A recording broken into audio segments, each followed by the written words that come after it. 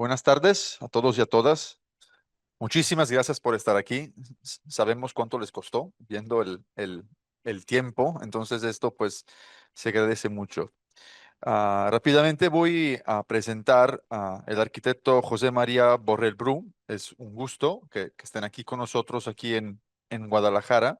Gracias por haber aceptado nuestra invitación para impartir esta conferencia que está dentro del marco de la octava edición del Diplomado en Diseño de la Vivienda Colectiva Contemporánea.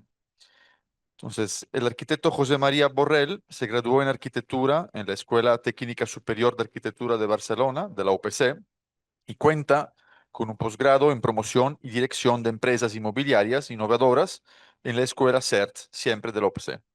Actualmente es el director del IMSOL, que es una empresa pública dependiente del área metropolitana de Barcelona, que gestiona suelo y promueve vivienda pública inclusiva y de calidad, de nueva construcción o procedente de rehabilitaciones, con perspectiva de género, innovación tipológica, tecnológica y sostenibilidad integral, social, ambiental y económica. En el IMSOL ha impulsado los concursos, la promoción y la gestión posterior de más de 3.800 viviendas en 74 promociones en todo el ámbito del área metropolitana de Barcelona. Durante estos años, las actuaciones promovidas por el IPSOL han sido ampliamente publicadas en revistas especializadas de arquitectura y han recibido reconocimientos por sus desarrollos y promociones, destacando algunos premios FAD de arquitectura y opinión en el 2020, 21 y 23, y en los premios CSKE de arquitectura española en el 22 y 24, el premio Hugo Rivolta 21-23, los premios BEAU en el 21 y 23, BIAU en el 23, un finalista del premio Miss Van der Rohe en el 2021 y ganador del premio RIBA International Award of Excellence en el 2024, entre otros.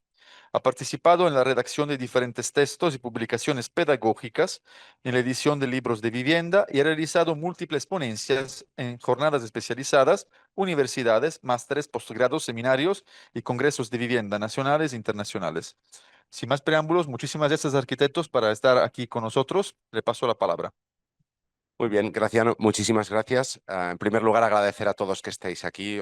Es heroico, o sea que muchísimas gracias. Es un placer, un honor poder compartir con vosotros el conocimiento y poder en familia dialogar y aprender los unos de los otros. Quiero agradecer especialmente a Graciano, a Maruca, a María Ángeles y a Octavio, que son el equipo, digamos, más cercano que han hecho que esto sea posible y que para nosotros realmente es un placer estar en este país. Bien, como un poco os ha introducido Graciano, yo represento un desarrollador.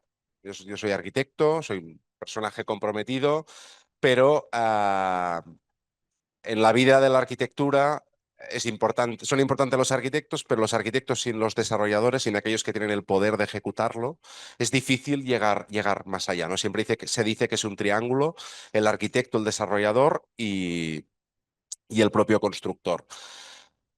El oficio de la arquitectura es un oficio de compromiso, donde en muchas ocasiones los arquitectos dependemos de estos terceros agentes para que aquellas obras que pensamos sean ejecutadas. El oficio del arquitecto requiere perseverancia y muchas veces me atrevería a decir que maltrato, en cierta manera, ¿no? Si a pesar de todas las dificultades que tenemos en el desarrollo profesional conseguimos hacer maravillas, ¿qué pasaría si tenemos agentes que suman a nuestro favor? Pues esto es lo que nosotros intentamos hacer y lo que les vamos a explicar. Y lo hacemos no solo intentando poner el arquitecto en el centro de las promociones, sino de manera que promover vivienda no sea solo promover el alojamiento a las familias, sino que suponga cambiar las mentalidades de las personas que habitan estos edificios para poco a poco, grano a grano, tener un mundo mejor, ¿vale? Una de las claves de cómo pensamos la vivienda es que no pensamos en edificios para que sean habitados hoy, sino que estos edificios van a perdurar. Nosotros queremos pensar que 200 años. ¿Alguien me puede decir cómo va a ser la vida en 20 años? Imagínense en 200.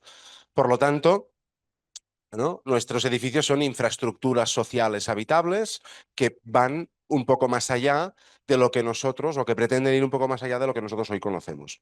Y la llamamos creando comunidades y cambiando mentalidades, porque pretendemos cambiar la mentalidad de la gente que la habita y crear lazos entre los habitantes para tener un mundo algo mejor. En este marco, y para empezar, nuestro ámbito de desarrollo es el área metropolitana de Barcelona. Aquí tenéis área metropolitana de Guadalajara, lo mismo. O sea, 36 municipios alrededor de Barcelona con idiosincrasias muy distintas, desde municipios de más de 1 millón de habitantes a pueblecitos de menos de 10.000 habitantes.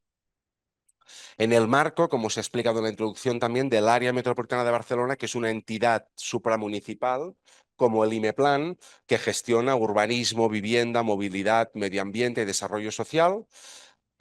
Hoy nos vamos a centrar en la parte de vivienda y no solo, digamos, tiene la herramienta del IMSOL, que es la que hoy vamos a profundizar, sino que hay, digamos, una herramienta de desarrollo de viviendas donde implicamos al promotor privado, al desarrollador privado, donde fomentamos las cooperativas o donde fomentamos también el desarrollo, digamos, la rehabilitación de los parques ya construidos, ¿no? Ya como IMSOL, IMSOL tiene 28 años de vida, más o menos como ESARC, o sea, nacimos en el mismo momento y hemos promovido unas 7.000 viviendas, ¿no? Desde que yo me incorporo, más o menos 3.800. Solo para que os hagáis una idea, nosotros somos desarrolladores, pero no somos tenedores de suelos. Es decir, nosotros no somos propietarios de suelos. Nosotros trabajamos como servicios de los ayuntamientos, es decir, cualquier ayuntamiento de cualquier municipio del área metropolitana se pone en contacto con nosotros para un desarrollo.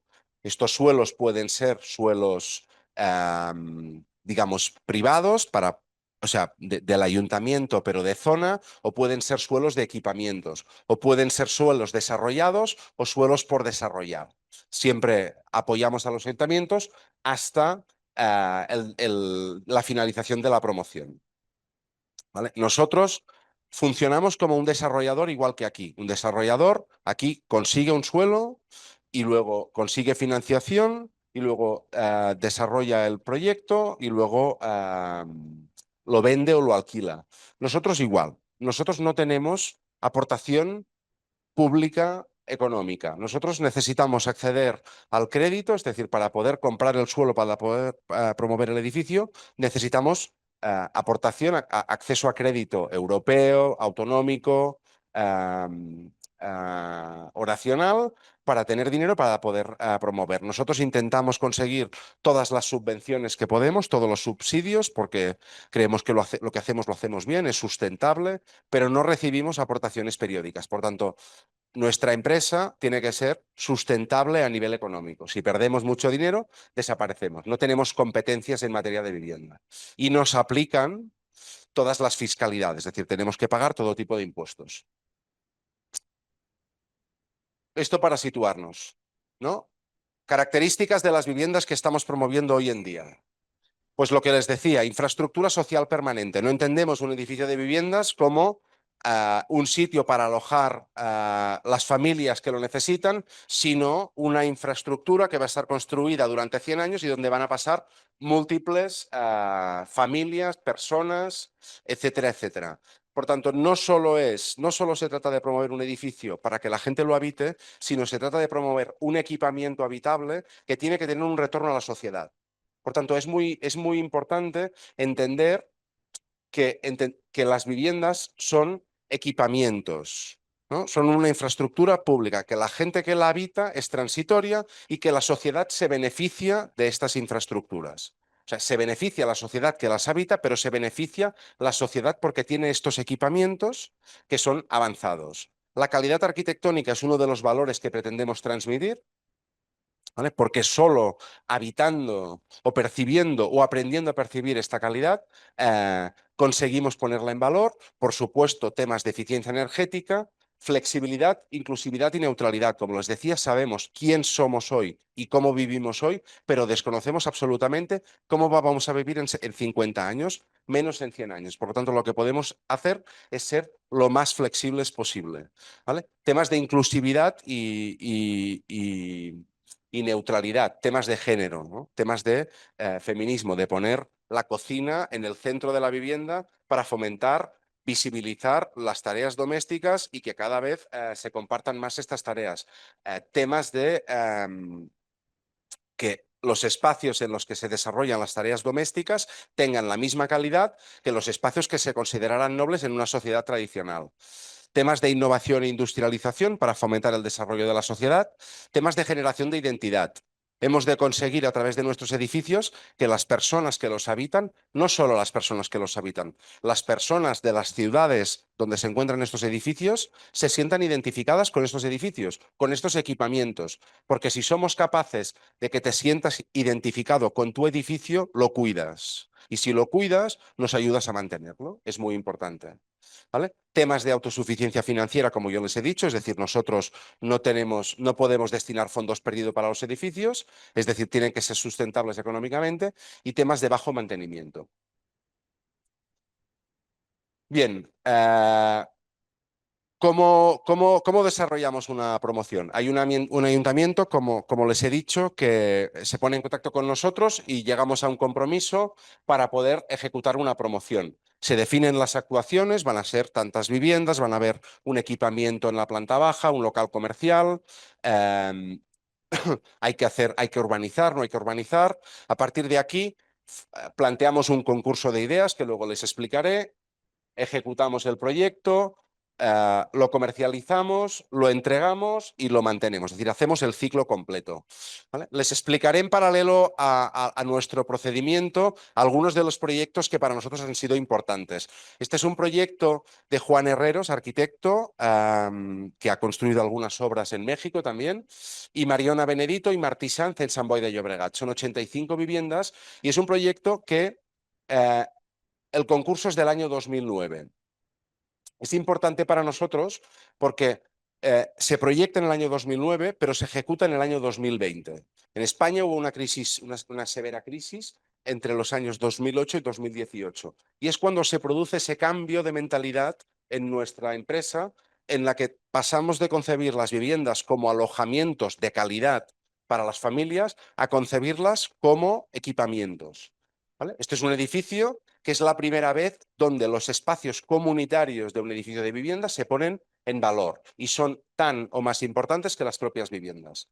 En este edificio, que es un edificio, digamos, grande, tiene 25 metros de profundidad, me parece que son 85. Como veis en el primer esquema, era importante que el vestíbulo conectara una calle con un parque. Para nosotros es importante minimizar los núcleos de comunicaciones, porque cuanto más optimizamos las circulaciones, más maximizamos los espacios disponibles. El volumen resultante era este y luego se producen unas extracciones que es lo que da calidad tanto a los espacios comunitarios como a las propias viviendas que se alimentan de estos espacios. El volumen resultante es este. ¿Vale? Aquí tenemos la planta, esto sería la planta central y estos extremos del edificio es lo que va cambiando en función de la planta a la que nos encontremos. Como veis aquí sería un edificio con un núcleo central muy compacto y dos patios, pero en algunas plantas la vivienda central desaparece, en algunas plantas la vivienda central desaparece o se recula, generando unos grandes huecos que alimentan de luz todos estos espacios comunitarios que luego tendrán un uso que fortalece los nexos de la propia comunidad, ¿no? Esto, como nosotros, como verán más adelante, los proyectos los desarrollamos a partir de concursos. Digamos, los arquitectos que desarrollan este proyecto tienen gran sensibilidad, gran profesionalidad, digamos, con un nivel de detalle muy elevado, siempre atendiendo todos estos temas de sostenibilidad, de bajas emisiones, etcétera, etcétera. Aquí veis imágenes, ¿no? Siempre también vamos compaginando las imágenes que nos facilitan los arquitectos de las fotografías de los edificios recién estrenados. Como veis, ¿no? Estos huecos digamos, de escala metropolitana, de edificios con entidad, con esta sensibilidad, ¿no? Yo diría que bastante mexicano a nivel de cromático, ¿no? Con esto que os comentaba, ¿no? Estos espacios comunes donde pues, hay celebraciones, donde generamos identidad, porque ha habido vecinos que han construido con Lego maquetas del edificio y que se habitan de una forma, digamos, atractiva.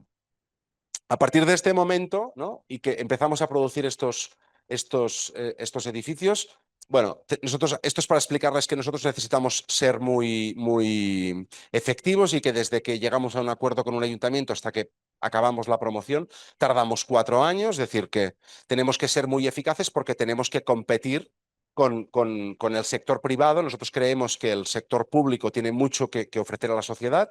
El sector privado, digamos, podría considerarse que es más eficiente, entonces intentamos ser bastante competitivos. Pero el esquema importante es este, ¿no? A partir de la crisis en la que hay la profunda reflexión de qué tiene que ser la vivienda pública,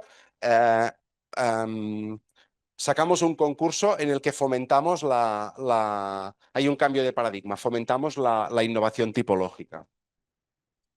Digamos, una vez superamos este concurso, les iremos explicando las etapas, ¿no?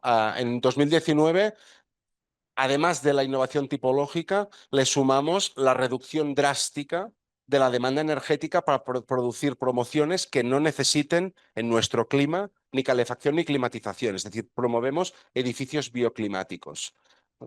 En 2021 empezamos a aprender de los edificios bioclimáticos que hemos construido, es decir, los monitorizamos para conseguir datos y comparamos actitudes de habitantes para llegar a conclusiones ciertas, no conclusiones supuestas. Con estos datos somos capaces de convencer a nuestros alcaldes para poder promover edificios realmente bioclimáticos. En 2003, cuando hemos aprendido todo esto, es cuando empezamos a plantearnos la construcción, dada nuestra experiencia, con materiales de bajas emisiones, como son construcción en madera, construcción en bloques de tierra compactada, y actualmente estamos completamente inmersos en los temas de innovación social, es decir, en compartir todo aquello que hemos aprendido de las experiencias de las cooperativas, compartir espacios comunitarios, pero también compartir maneras de vivir. ¿Vale? Y en paralelo, está en 2025, pero en paralelo la rehabilitación es fundamental, porque al final la obra nueva, el terreno es finito en Barcelona, la rehabilitación del patrimonio existente, mayoritariamente construido en los años 60-80, con estos criterios es lo que tiene que ayudarnos en el futuro.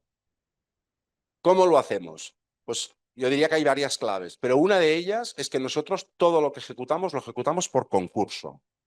Es decir, nosotros no podemos decir, este edificio lo va a hacer usted. Nosotros hacemos un concurso. Y la clave es cómo hacemos los concursos públicos. Con un objetivo muy claro, captar el mejor talento. Nosotros queremos los mejores. Entonces, ¿cómo un promotor público puede captar los mejores arquitectos? Pues es fácil. Haciendo preguntas inteligentes, siendo flexibles con lo que nos proponen y pagando bien. Si pagamos cacahuetes, tenemos monos. Esto está claro. ¿Cómo lo planteamos? Planteamos un concurso que tiene 2 vueltas. Es un concurso que nos inventamos ya hace 6 o 7 años, en 2017 cuando empezamos. Una primera vuelta, es decir, no seleccionamos los arquitectos que nos hacen una propuesta porque tienen mucha solvencia. Seleccionamos los arquitectos que pasan a la segunda fase. El concurso tiene 2 fases por la propuesta en el propio emplazamiento, por la idea que tienen ese solar. Es decir, 2 vueltas, una primera entrega, un DIN A3. ¿Cuál es la mejor idea para este solar? Y en base a todas las ideas que recibimos en este DIN A3 sin renders, solo con las ideas de desarrollo de la futura promoción, seleccionamos las 5 mejores. Y esas 5 mejores nos entregan 2 A2s. Esto sería una primera vuelta, esto sería una segunda vuelta, donde se desarrolla las ideas base de la futura promoción. Sin documentación administrativa. No queremos rollos de simplemente una carta que dice yo cumplo con los requisitos del concurso. Luego, si ganas, ya los comprobaremos. Concursos anónimos. No sabemos quién es quién. No podemos favorecer a los que creemos que son más buenos. Universal y sin solvencia. Cualquier joven recién licenciado se puede presentar. Creemos que los jóvenes estáis más cerca de las ideas del futuro que nosotros. Otra de las claves de éxito es que A pesar de que yo dirijo esta empresa, no se hacen los edificios que yo quiero, se hacen los edificios que los arquitectos proponen, porque si se hacen los edificios que yo quiero, entonces ya los hacemos ahí en la empresa. Por tanto, los jóvenes que estáis más cerca de las ideas del futuro se pueden presentar. Luego tenéis que ser brillantes. Y luego, como no tenéis experiencia y tampoco estamos locos, lo que sí que os pedimos es que los equipos de colaboradores con los que os rodeáis, los ingenieros, los calculistas, los de instalaciones, estos sí que tienen que tener solvencia, porque necesitáis asesoramiento. La primera vuelta no es remunerada, la segunda sí, y es bien remunerada. El precio es fijo, la baja no cuenta, es decir, gana el mejor proyecto, ¿vale? No gana el tercer mejor proyecto porque es 2 millones de pesos más barato. El precio es el que hay, los servicios son los que son, gana la mejor propuesta, ¿vale? Hay un jurado externo, es decir, no decidimos solo nosotros, sino que es transversal. El ayuntamiento donde se promueve la obra participa y una vez hemos decidido el ganador, hacemos una exposición y hay un debate con todos los que participan. Es decir, el jurado nos exponemos y explicamos por qué es el mejor ganador. Nos parece que es una manera muy transparente, muy noble, con un interés general de la sociedad de que el mejor talento y las mejores propuestas hagan estos desarrollos. Y además, como que no queremos que siempre participen los mismos, los que ganan no pueden participar durante 18 meses, que es el plazo que creemos que es el razonable para desarrollar el proyecto. Me he extendido un poco, pero es una de las claves. No se ve muy bien, pero esto ha dado lugar a un mapa de plantas, de nuevas maneras de habitar, que tiene, digamos, algunos ejes comunes, como son la cocina siempre está integrada, los espacios que generamos siempre son no jerárquicos. En España, una vivienda tradicional está formada por un pequeño recibidor, un pasillo, una habitación chiquita, una habitación mediana y una habitación grande, la habitación suite. En nuestras viviendas no hay habitaciones suite. Todas las habitaciones son iguales, todas las estancias son iguales. Las estancias son intercambiables. Uno puede poner una habitación, otro puede poner una sala, un espacio para juegos. Son espacios flexibles, conectables, cambiables, variables, con calidad espacial, altura, luz, ventilación. Básico, austero. Las estancias siempre son entre 10 y 13 metros cuadrados y siempre son conectables y siempre hay, o intentamos que haya, espacios intermedios climáticos y espacios intermedios sociales. Nosotros tenemos un clima parecido al suyo, un poco más frío en verano, un poco más cálido, un poco más frío en invierno, un poco más cálido en verano. Con los espacios medios podemos conseguir atemperar los espacios interiores. Y luego espacios intermedios sociales para fomentar la cohesión de la comunidad. Innovación tipológica. Es un proyecto archiconocido, proyecto de Marta Peris y José Toral en Cornellá de Llobregat, que no parte de la unidad del piso, sino que parte de la cédula. Marta Peris, su tesis final de carrera es la casa japonesa. No me extenderé, pero básicamente la casa japonesa sabéis que es una casa muy flexible, que tiene en cada estancia, que más o menos tiene 13 metros cuadrados, tiene 4 puertas correderas, de día pasan unas cosas, de noche pasan otras cosas.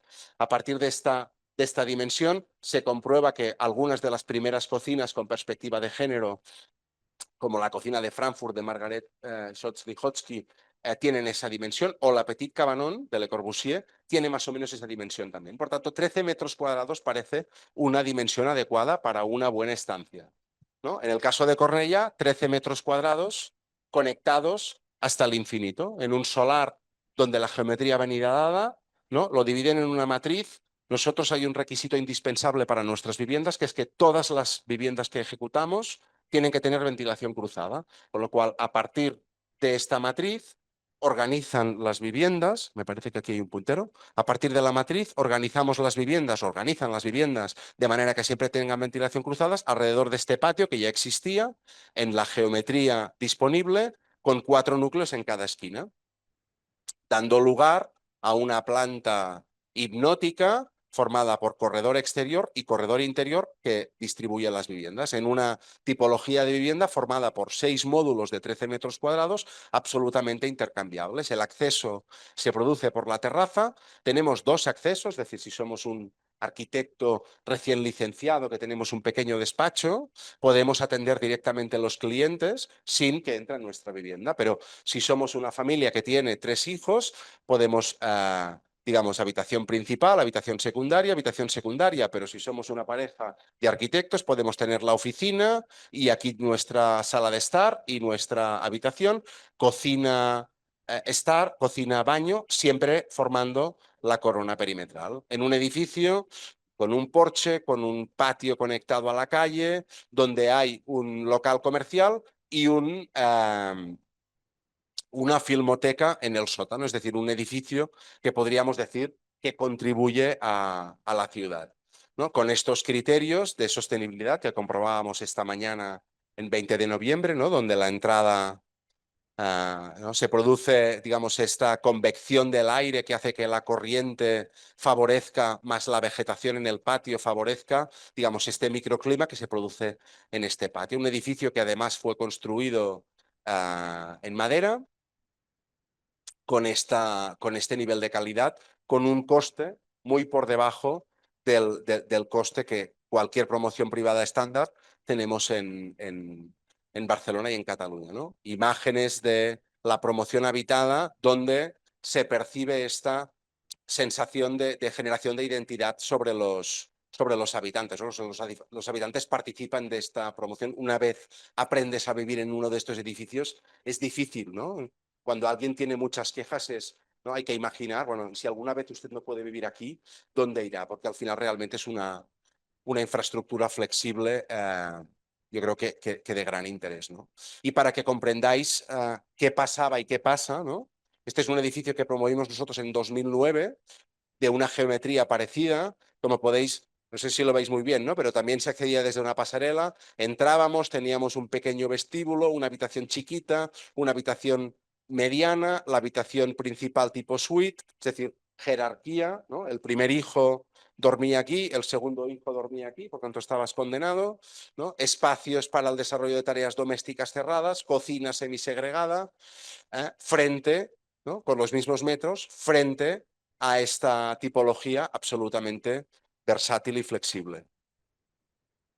Avanzamos, ¿no? 40 viviendas siguiendo con la innovación tipológica, 40 viviendas en Sant Feliu de Llobregat, en este caso Mayo Arquitectos, una tipología similar pero constreñida. En el caso de Cornellà estamos hablando de viviendas de 3 dormitorios, de 13 metros cuadrados. Aquí reducimos la dimensión, aquí estamos hablando de viviendas de 55 metros cuadrados con también 3 dormitorios dobles. ¿Vale? Entonces, esto es una vivienda que se accede directamente a la cocina, es una cocina abierta, siempre los espacios de conexión entre las estancias siempre son dobles puertas correderas, de manera que si estas puertas están abiertas, estos espacios están conectados. Si estas puertas están cerradas, estos espacios son paredes, ¿no? Por tanto, aquí podemos tener cocina, comedor y estar y 3 habitaciones, pero podemos tener cocina, comedor, estar y 2 habitaciones, o podemos tener el acceso por aquí, despacho, dormitorio, dormitorio, espacio intermedio y un baño que viene cruzado, con lo cual máxima flexibilidad en este espacio, en un edificio que también tiene un patio interior que posibilita la ventilación cruzada, en este caso 2 núcleos, y una planta baja que también posibilita la unión entre una calle y un parque con un equipamiento que hace ciudad y un balcón, 1,80 m. En España las estancias exteriores son muy importantes, ¿vale?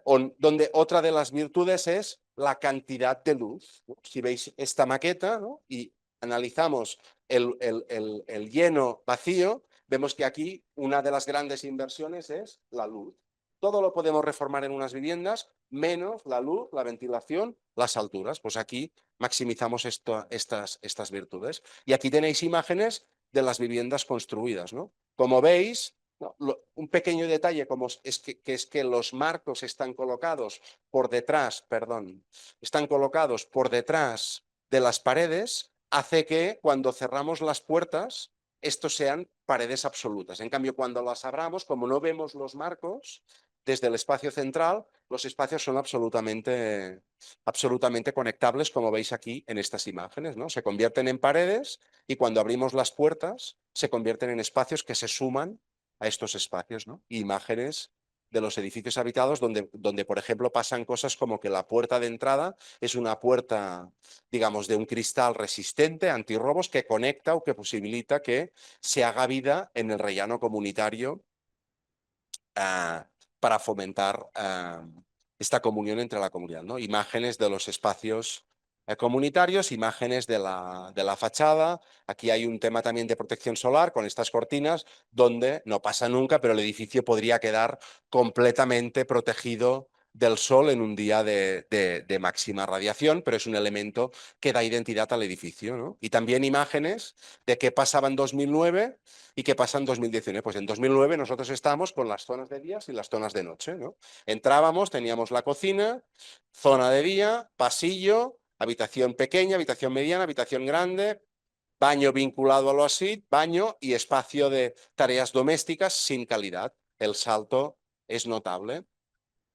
Y para finalizar con innovación tipológica, un ejemplo de ACA Arquitectas en Sant Andreu de la Barca, donde veis que tenemos un solar de una complejidad máxima, donde tenemos un bloque que asoma o que fastidia, digamos, el lote disponible. Entonces, la propuesta ganadora, que podía haber sido una barra entera, ¿no? Es, digamos, separarlo en dos torres de planta baja más 5, posibilitando, digamos, el paso de la luz, rompiendo, digamos, el volumen en esta calle y digamos, no empeorando demasiado la vida de los existentes, ¿no? Se trata de este edificio de aquí, construido en concreto, es un edificio mucho más inercial, esto es lo que les explicaba, ¿no? Lo que podía haber sido y en lo que se ha construido. Entonces, en planta baja, es una planta baja continua, cuando el edificio se levanta, vuelven a ser estancias indiferenciadas sobre las que construimos estas viviendas, ¿no?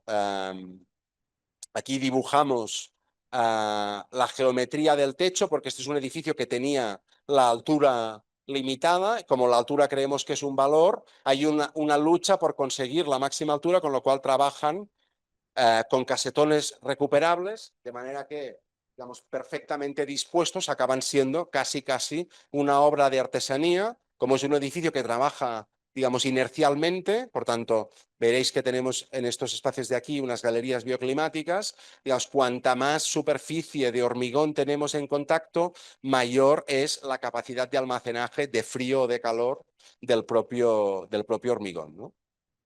Por tanto, un edificio que ya empieza a trabajar de forma bioclimática, con una galería, ¿no? Con las ventanas que posibilitan la ventilación cruzada y maximizando la superficie de techo para favorecer este intercambio, ¿no? Y aquí algunas imágenes mezcladas con esta, digamos, contraste de materiales naturales como son la madera. Con esta radicalidad de infraestructura social habitable de bajo mantenimiento que funciona como una máquina bioclimática, ¿no? Y este caso es ejemplar también porque este es un edificio que también ganaron los ACA Arquitectas en 2009 y que se construyó en 2019. Por tanto, está parado y luego lo desarrollan. El concurso ganador, ¿no?, correspondía al modelo que se desarrollaba entonces, que era el de pasillo, habitación pequeña, habitación mediana, cocina cerrada, ¿no? Mientras la planta finalmente construida ya, digamos, recoge todos estos valores que les hemos explicado, ¿no? Estamos aquí en innovación tipológica. Si pasamos a la reducción de la demanda, ¿no?, tenemos un protocolo de sostenibilidad. No hace falta que les diga que las emisiones de CO2, digamos, el 38% está producida por el sector de la construcción.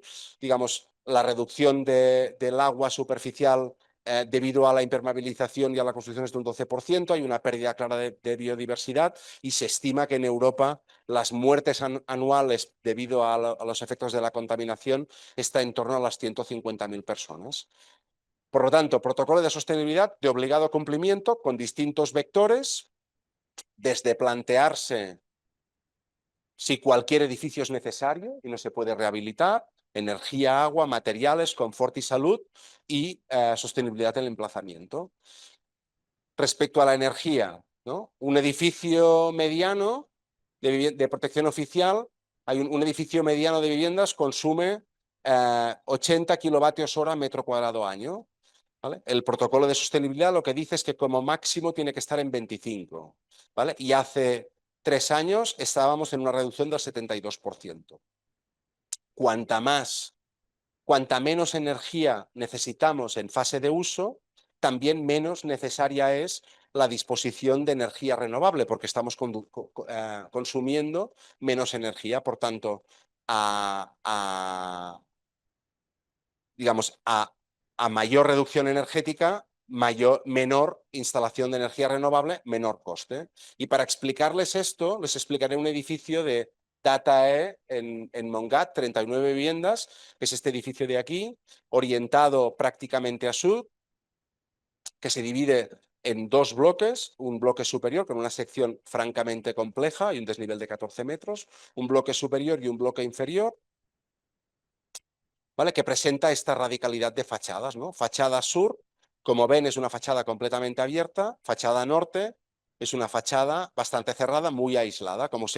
Como ven, la fachada sur refleja, ¿no? Esta fachada es una fachada que tiene lo que nosotros le llamamos es una cortina de cristal, que nos permite hacer el efecto invernadero, que es el efecto que sufrimos en los coches cuando están en verano expuestos al sol, que entramos y hace mucho calor. Imágenes interiores. En el edificio sucede esto, ¿no? En invierno tenemos esta cortina de cristal que en verano desaparece. Esto lo ponemos en invierno, esto genera el efecto invernadero en este espacio de aquí y esta fachada es una fachada de termoarcilla. Aquí no hay aislamiento, como lo que construyen ustedes. Nosotros en España necesitamos aislamiento, pero en invierno, si nos protegemos con esto hace de aislamiento, pero además transmite al interior el calor que acumulamos aquí. Por tanto, en invierno acumulamos calor y si cuando aquí tenemos calor abrimos la ventana, este calor lo pasamos adentro. Además, esta solución, digamos, ahorra emisiones. Esto que los arquitectos podemos comprender, es muy difícil que lo comprendan los usuarios, que es lo que nosotros pretendemos. Entonces, como es muy difícil, lo que nos inventamos son estos manuales de sostenibilidad, que les hemos traído algunos ejemplos, para, de una forma sencilla, explicado mediante cómics, ¿no? Para que los usuarios y usuarias comprendan, o por lo menos empaticen, o por lo menos miren y nos escuchen cómo funciona este edificio, ¿no? Cuando ponemos la cortina de cristal, aquí estamos calientes y abrimos la ventana. De noche cerramos la cortina para protegernos un poco más del frío. En cambio, en verano, esta cortina desaparece, pero como aquí no tenemos aislamiento, nos tenemos que proteger del sol. En cambio, por la noche abrimos la cortina para que el aire corra y nos refresque el interior, porque así como es un edificio inercial, acumula el frescor que tenemos durante la noche. ¿Vale? Y esto es muy gráfico, ¿no? Esto funciona, ¿no? Esta gráfica de aquí, ¿no?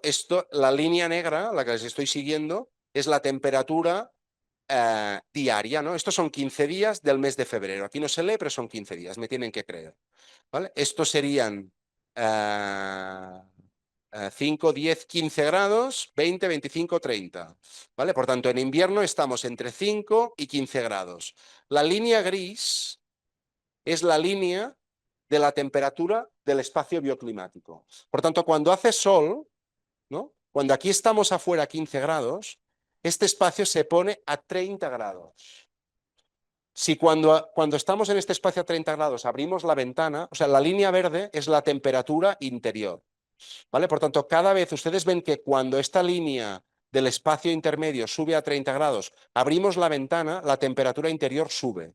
Sube 3 o 4 grados, suficiente como para calentar la vivienda, ¿vale? Y esto hace que en el mes de febrero tengamos una temperatura en estos pisos, si lo utilizamos correctamente, estable entre 22 y 24 grados. No necesitamos calefacción, ¿vale? La línea roja es la calefacción.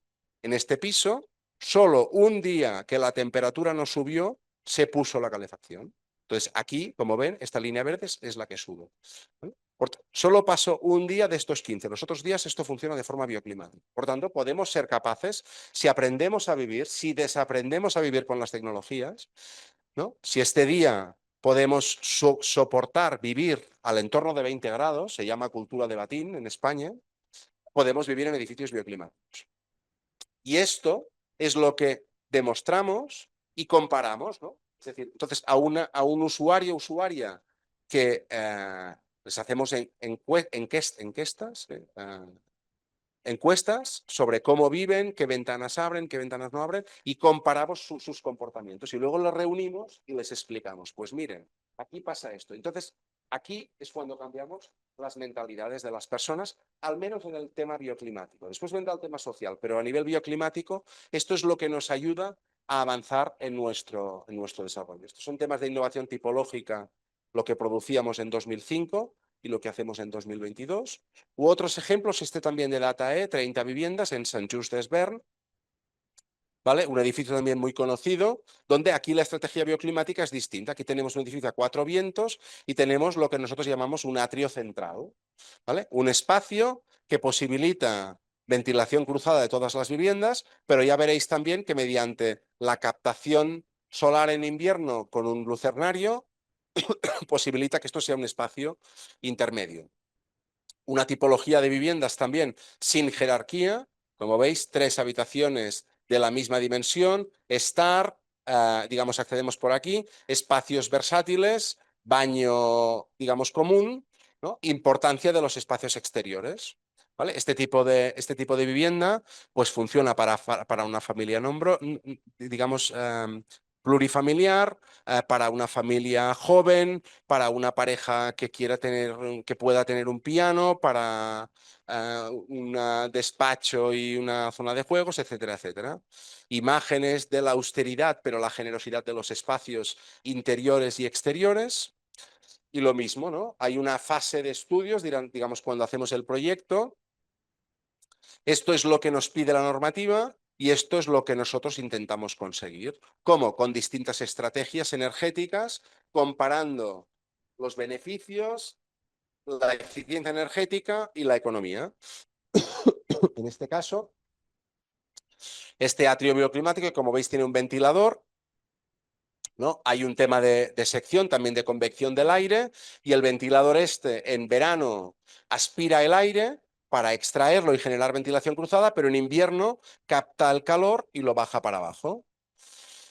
Temas en este caso, un edificio de hormigón de puentes térmicos y de protección solar, es decir, este es un edificio que en invierno tiene este aspecto para que el calor llegue en el interior, pero en verano tiene este aspecto, es decir, la protección solar.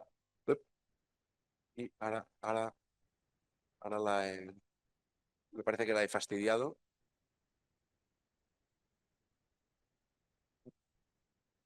Estamos aquí, perfecto.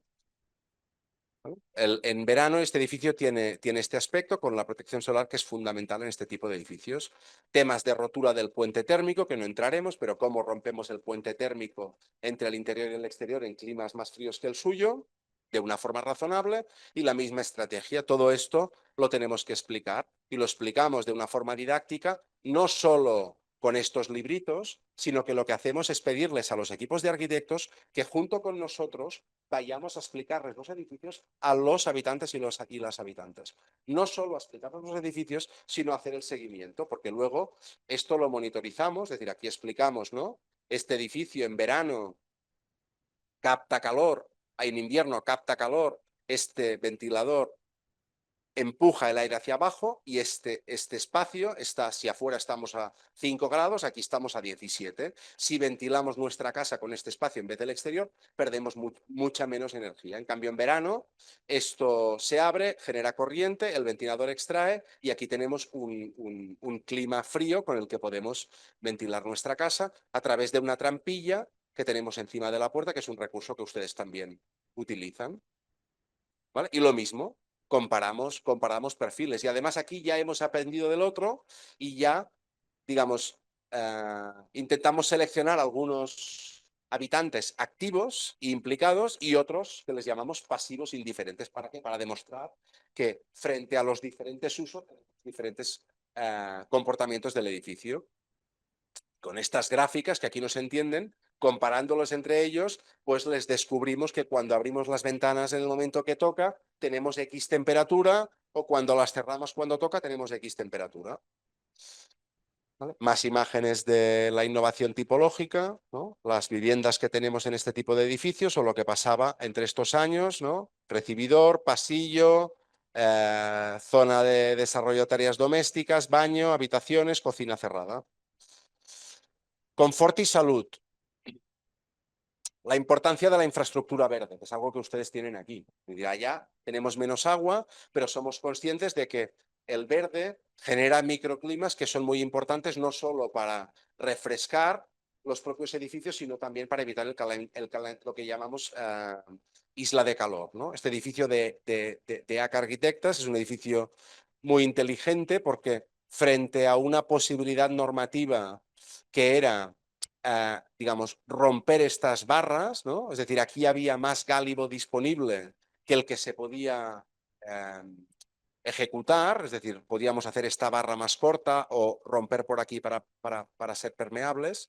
ACA Arquitectes aquí lo que proponen es que el vacío disponible lo colocan en el interior de estos edificios, de manera que las viviendas las entienden como una secuencia de estancias paralelas a la fachada entre dos espacios, digamos, exteriores. Es decir, de lo que podría haber sido un edificio así, que es lo que seguramente un desarrollador privado hubiera hecho, a lo que construye un desarrollador público con la ambición de hacerlo con la mínima economía posible, ¿no? Ustedes se imaginan la diferencia entre vivir aquí y vivir aquí. Aquí vivimos entre dos espacios exteriores, ¿no? Entonces, la planta tipo de este edificio, que es un núcleo de comunicaciones 4 por rellano. Cuando tenemos 4 por rellano siempre es una vivienda que le llamamos pasillera. Aquí lo que nos proponen es el pasillo clásico de la vivienda, no va a ser un pasillo, sino que va a ser un espacio que tiene 1,80 m, donde más usos que el propio de circulación puede tener. Por lo tanto, este es un espacio con calidad ambiental donde se puede coser, jugar, trabajar, escuchar música, lavar, atender la ropa, etcétera, etcétera. Y las viviendas se conciben como una secuencia de estancias interconectables paralelas a la fachada. Por tanto, vivir aquí es vivir entre dos espacios intermedios, entre un balcón y una galería, como verán en las siguientes imágenes, ¿no? Aquí los espacios comunitarios vuelven a ser importantes. Esto es un edificio de 135 viviendas, por lo tanto necesitamos espacios que permitan albergar como mínimo estas reuniones donde los arquitectos explican el edificio, donde el INSOL les explica por qué este edificio tiene que ser de esta manera, ¿no? O imágenes de los interiores de las viviendas con estos temas que les he explicado, inerciales, con estos temas de la calidad de los espacios intermedios, que en invierno, digamos, tenemos temas de efecto invernadero, pero en verano tenemos la ventilación cruzada en unas viviendas que imagínense, ¿no? Aquí el 50% de la fachada también es cristal, ¿no? 2,70 en este caso de altura, ventanas de arriba abajo, ¿no? El dinero público va a la calidad espacial, a la luz, a la ventilación, ¿no? Imágenes de estos espacios, cómo se habitan, imágenes de las reuniones que les hemos explicado que hacemos cuando entregamos los edificios, e imágenes de qué pasaba en 2009, ¿no? El acceso, ¿no? El pasillo, la cocina cerrada, la habitación pequeña, la habitación mediana, el baño, la cocina cerrada, etcétera, etcétera, versus lo que tenemos ahora. Sostenibilidad del emplazamiento, ¿no? Esto que hablábamos de la comunión de los edificios con, con la ciudad, ¿no? Este es un caso en el Masnou, es un edificio, digamos, donde el planeamiento lo que propone es un edificio en L, ¿no? Con un equipamiento en este espacio de aquí. Por lo tanto, supuestamente se va a acceder a este edificio desde el exterior, ¿no? Y este equipamiento va a tener una cubierta de la que van a poder disfrutar, en el mejor de los casos, las viviendas de planta primera de estos pisos de aquí, ¿no? La propuesta ganadora, en este caso Marta Peris y José Toral, lo que nos proponen es acumular, ¿no?, toda la edificabilidad en dos bloques que se rompen para conseguir la prolongación de esta calle. Entonces, esta plaza que hubiera sido privada, ¿no?, lo que hacen es que sea una plaza semipública, una plaza pública, pero de la que se van a apoderar los propios habitantes, porque los accesos a las viviendas se producen desde este espacio. Por tanto, un espacio de comunión de la comunidad al servicio de la ciudad, ¿no?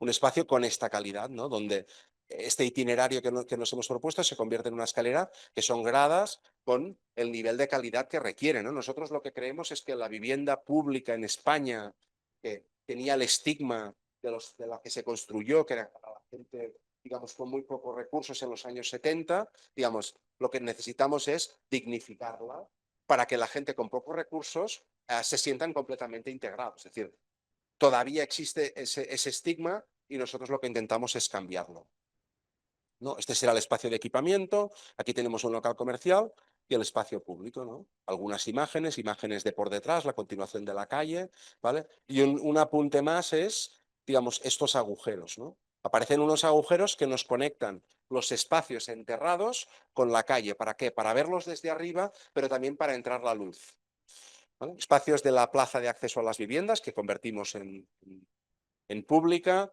temas de simbiosis entre el edificio y la ciudad, es decir, este edificio por nuestras lluvias sí que tiene depósitos de recogida de aguas de las cubiertas para el riego de toda esta superisla que tenemos aquí, y esto es lo que les decía, ¿no? Perforaciones, digamos, en el espacio público para conseguir que la luz entre, para conseguir aparcamientos que creemos que a lo mejor dentro de 100 años o de 15, cuando los coches vayan solos y sea mucho más barato aparcarlos fuera de la ciudad que en la ciudad, estos espacios que hoy tienen que ser parkings, a lo mejor pueden ser bibliotecas, guarderías, etcétera, etcétera. Es decir, un edificio pensado para muchos años más allá, ¿no?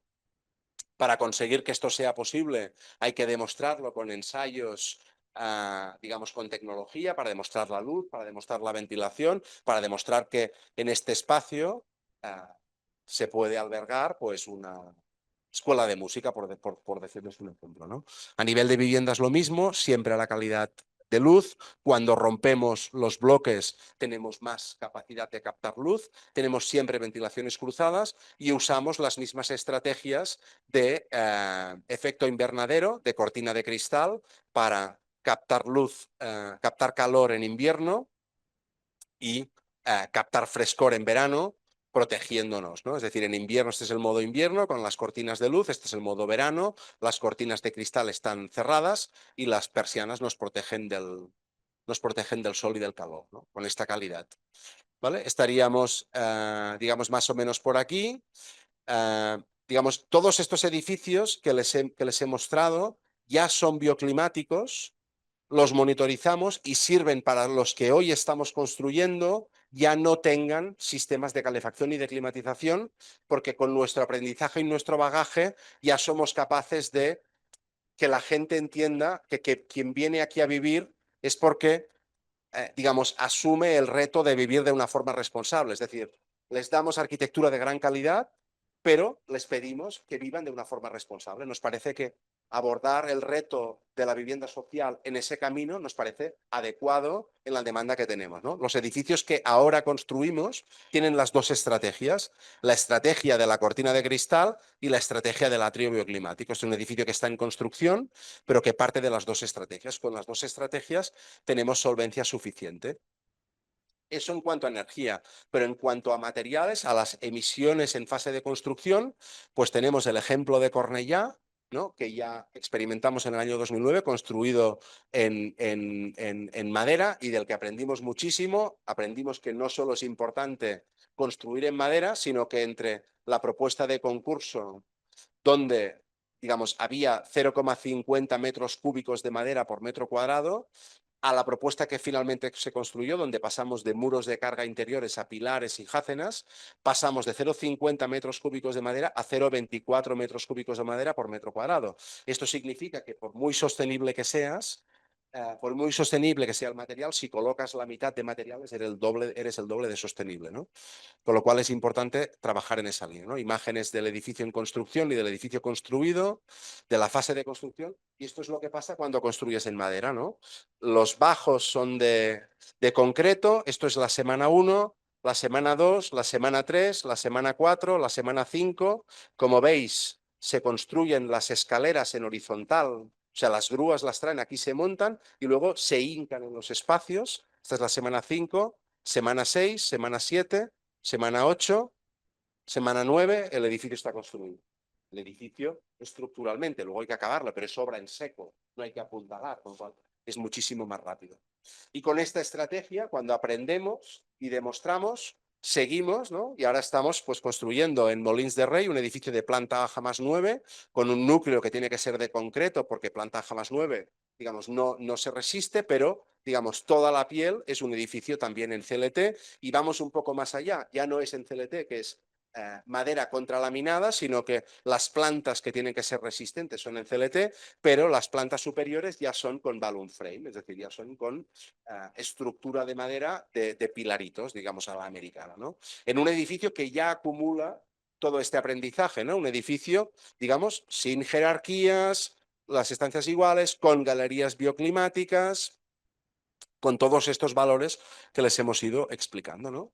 Con esta tecnología de la madera, con estas, este está en construcción, ¿no? Con esta galería que será la galería captadora, el espacio singular de la vivienda, ¿no? Que tiene más o menos, va a tener esta imagen y que hoy en día, digamos, cuando construíamos el núcleo y cuando se está construyendo la madera, que tiene más o menos esta imagen, ¿no? Cómo trabajamos los temas de madera, que son objeto de otra charla, ¿no? O un edificio también de DataE, en este caso en San Vicente dels Horts, donde aquí la propuesta ya es la construcción en bloque de tierra compactada con estructura muraria y donde el proyecto ya, en este caso, como teníamos una fachada, digamos, la fachada captadora, digamos, tenía como un monte delante y era difícil poder captar, pero nuestra obstinación es poder construir edificios bioclimáticos, pues aquí la estrategia es disponer un hibernáculo en la cubierta a partir del cual, mediante impulsiones y retornos, se impulsará el aire caliente a los interiores del edificio. Por tanto, tenemos un edificio con una cobertura de policarbonato, pero además hay tendederos, etcétera, etcétera, ¿no? Estamos en este nivel. Cada decisión que tomamos, estamos comparando, digamos, aquí son tipos de forjados con tipos de muros de carga, ¿no? Y vamos comparando las emisiones, los costes y las virtudes, ¿no? Hasta elegir el que es admisible, el equilibrio entre todos, ¿no?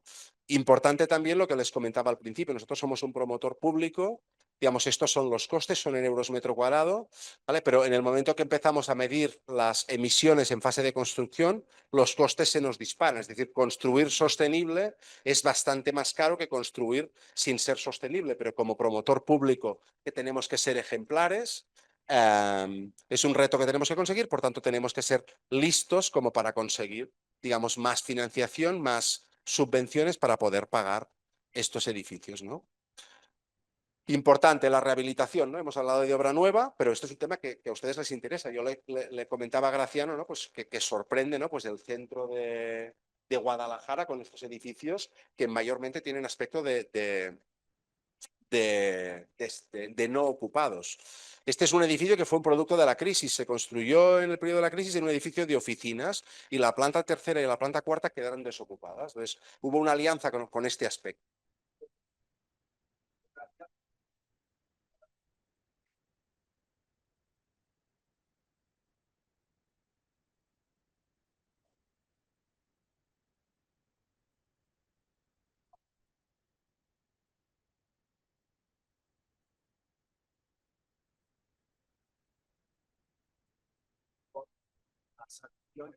Con las ambiciones de las que les hemos hablado, es decir, perforando en vertical este edificio para conseguir generar estos espacios intermedios, para conseguir entrar luz en este interior, para romper este pasillo que tenía que salir sí o sí. Esto en verano se abre, en invierno se cierra, nos permite tener plantas y aquí empezamos a tener los primeros espacios comunitarios, ¿no? Rehabilitación energética, protección solar, domesticar un edificio de viviendas y aislar para poder tener el confort que pedimos sin necesidad de sistemas. Todo esto monitorizado y cuando se acaba pues tiene este aspecto con ya los primeros espacios comunes de lavadoras, de bicicletas, de espacios para comunión, para explicación, para celebración de cumpleaños y otras actividades, ¿no? Y en este momento estamos ya, digamos, buscando este tipo de ejemplos digamos, de construcciones tradicionales en Cataluña para implantar en los centros de los municipios estos modelos de vivienda de innovación, no solo de rehabilitación, sino ejemplares también en términos de innovación social con edificios que tienen espacios compartidos, ¿no? Nuevas oportunidades, ¿hacia dónde vamos? Pues la recuperación de espacios industriales en nuestros casos, ¿no? Es decir, nosotros tenemos, cuando ya hemos ocupado los centros, los hemos regenerado, tenemos una periferia de naves, ¿no? Que habrá que gentrificarlas para poder disponer viviendas en estos espacios. Pues hay edificios maravillosos donde con un poco de imaginación podemos tener viviendas, ¿no? Y estamos inmersos en los temas de innovación social, es decir, en compartir a medida digamos, que la sociedad evoluciona. Cada vez las viviendas son más pequeñas, cada vez tenemos menos recursos, con lo cual tenemos que compartir, ¿no? Tenemos un tema, supongo que aquí también les pasa, de envejecimiento endémico de la población, es decir, en España cada vez nacen menos niños y tenemos más gente mayor, y la gente quiere envejecer en sus casas, pero en sus casas, ¿no? El modelo al que estamos mirando es, digamos, viviendas de gente mayor de tamaño medio sin ascensor, se liberan para que gente joven que puede subir escaleras pueda ocuparlas, y la gente mayor se implanta en viviendas con espacios compartidos donde la unidad habitacional es mínima, pero compartes, digamos, tienes espacios disponibles para los usos puntuales, ¿no? Como son estos ejemplos, digamos, esto es un edificio, digamos, con unidades de 30 metros cuadrados, en la que comparten pues una sala que es común. Cada unidad habitacional tiene una pequeña habitación con una kitchenette y un pequeño espacio de estar con un baño, pero el día que recibes en Navidad la familia, pues tienes un espacio donde tienes una cocina como para poder cocinar para 10 personas, ¿no? Conclusiones, ¿no? El señor Gibbons ya lo dijo en su momento, y aquí tenéis digamos, un aumento de la eficiencia en un recurso conduce a medio o largo plazo al incremento del consumo. Es decir, cuando baja el precio de la luz, lo que tendemos como sociedad es a consumir más, no a ser más eficientes, ¿no? Hay un ejemplo muy claro que es el Fiat 500, cuando la primera línea de producción, que fue en el 57, consumía 4,5 litros a los 100 kilómetros, ¿no? Hay una nueva edición en el año 2007 que consume exactamente lo mismo. Es decir, no hemos aprendido nada. Lo que hemos ganado es en prestaciones, y lo que tenemos que trabajar es en reducir las emisiones de estos propios vehículos. La vivienda que nosotros pretendemos promover es esta, la que reduce prácticamente a cero el consumo de la vida humana. Y hasta aquí nuestra experiencia. Así que les dejo un rato, si nos queda algo de tiempo, para que puedan hacer las preguntas que crean oportunas.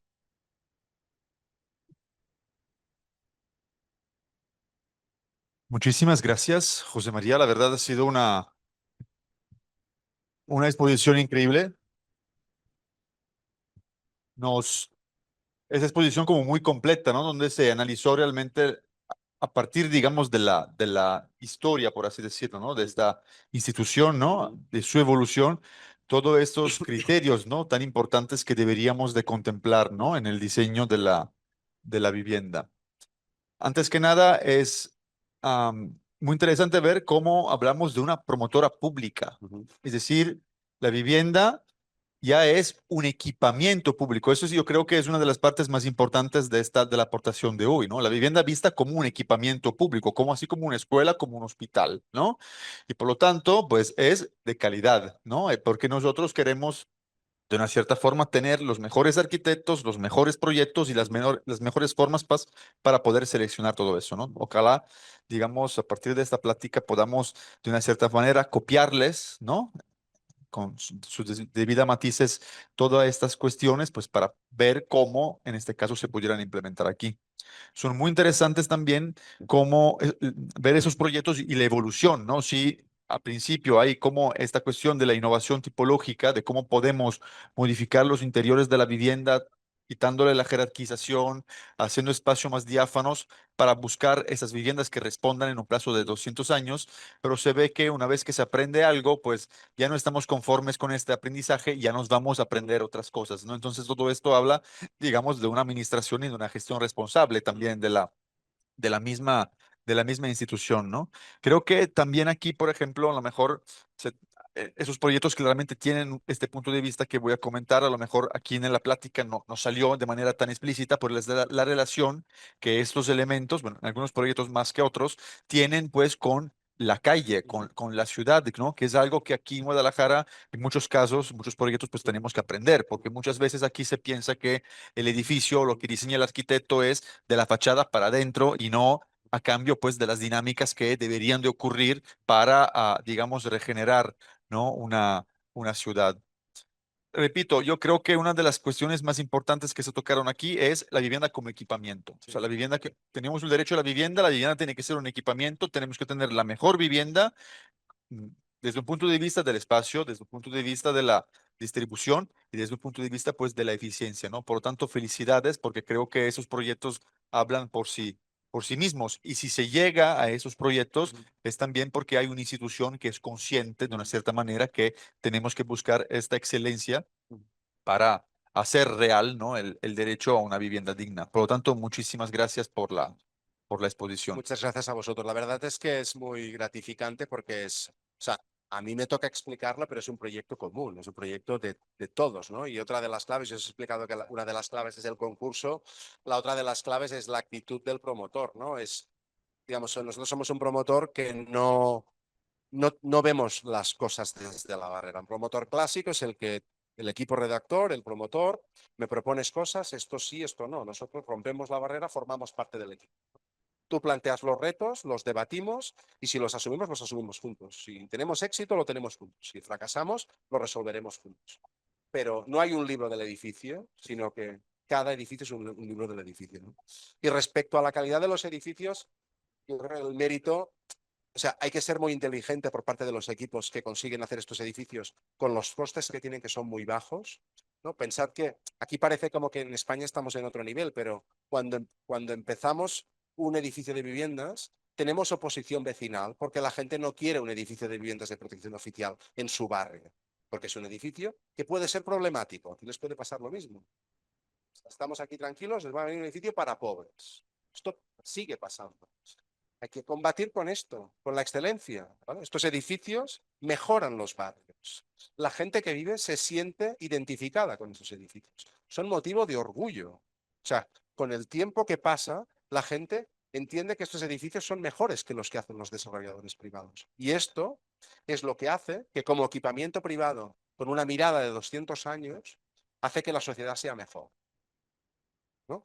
Una familia, ¿no? En un edificio, digamos, justo de calidades, es como que está agradecida porque va a vivir tiene vivienda.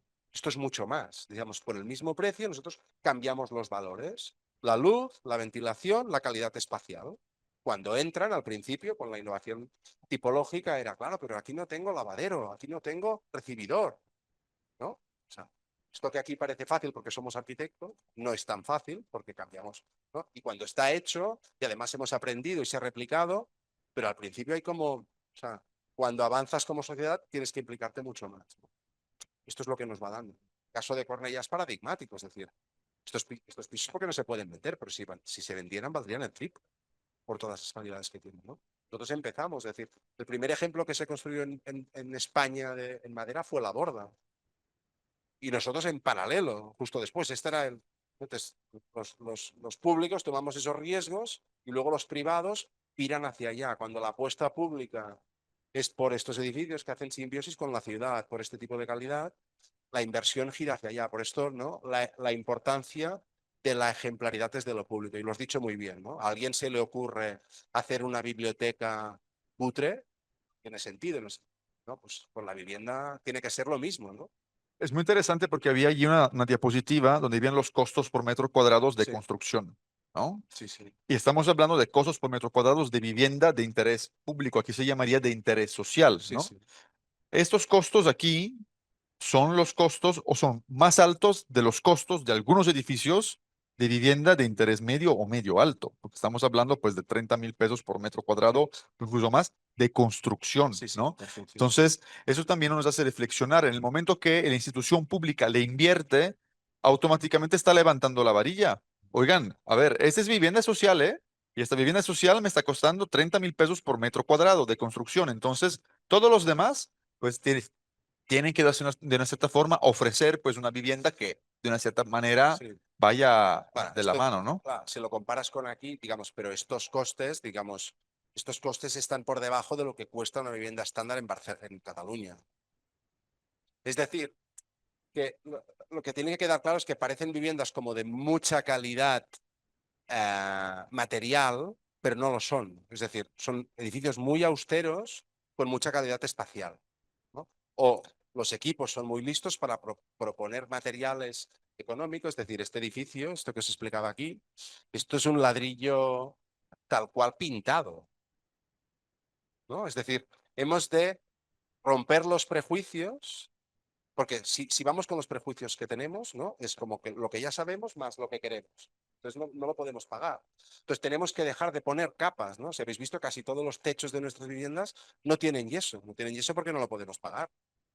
No tienen yeso porque no lo podemos pagar y porque el yeso es un prejuicio. Es decir, nos han enseñado que una cosa está acabada cuando está lisa y blanca. Pero en realidad el concreto, ¿no? A nivel inercial funciona muy bien. ¿Qué pasa? Que hay que educar, ¿no? Entonces, bueno, tenemos que trabajar, podemos dejarlo podemos dejarlo vasto, no vasto. ¿Dónde jugamos con los límites? ¿No? Pero todos esos trabajos son los que nos permiten llegar acá, ¿no? Yo te preguntaba esta mañana, el piso, Sí, no, no, no no es tiene que así. ser, lo estamos haciendo. ¿Por qué? Porque eso va a estar hecho 100 años. Si alguien no puede vivir así, oye, se compra un parquet que vale 6 euros el metro cuadrado Y lo va a poner. y lo pone. Pero la calidad de la vivienda que va a durar 200 años es esa. Es que aquí se cuidan unas dimensiones, digamos, que no tienen nada que ver a lo mejor tanto con el material, Es la inversión sino en infraestructura. con la infraestructura, con el Exacto, edificio, con la forma, con exacto, esta cuestión de relación con el interior, con el exterior, ¿no? exacto. Pero hay que romper esos prejuicios, ¿no? Lo explicamos aquí que somos arquitectos porque el reto no es que lo entendáis vosotros, que sois arquitectos, el reto es que lo entienda la sociedad. El reto es que dejemos de encender el aire acondicionado en verano porque entendamos que nos estamos cargando el planeta, que podemos funcionar con un ventilador y que esto es una máquina bioclimática y que podemos vivir, porque lo demostramos con Con parámetros. números. Pero que para poder conseguir esto como públicos necesitamos renunciar a algo. Entonces, si estás dispuesto a vivir de forma responsable, tendrás el mejor edificio hecho por los mejores arquitectos, que a lo mejor lo entenderás dentro de 15 años, pero confía que lo tendrás. Y es verdad, ¿no? Porque la felicidad de la gente, digamos, va en alza con el tiempo, ¿no? Y como tenemos esa cierta relación con las personas, porque seguimos, los monitorizamos, ¿no? Entonces, va haciendo que la gente va comprendiendo. Y una vez experimentas estas calidades, o sea, si tú aprendes a vivir en 2,70, cuando vuelves a vivir en 2,40, te parece lo peor. Esto es el cambio de modelo, ¿no? En cambio, ¿no? La vida nos ha llevado a aprender a vivir con las máquinas, ¿no? Es decir, ¿no? Hace 100 años las ventanas de los edificios, mirad aquí cómo eran las ventanas de los edificios, eran maravillosos. ¿Por qué? Porque no había electricidad casi. Porque con la luz tenía suficiente. Luego, a la que tenemos luz, las ventanas se vuelven pequeñas. Perdemos calidad, ¿no? Hay que volver al origen.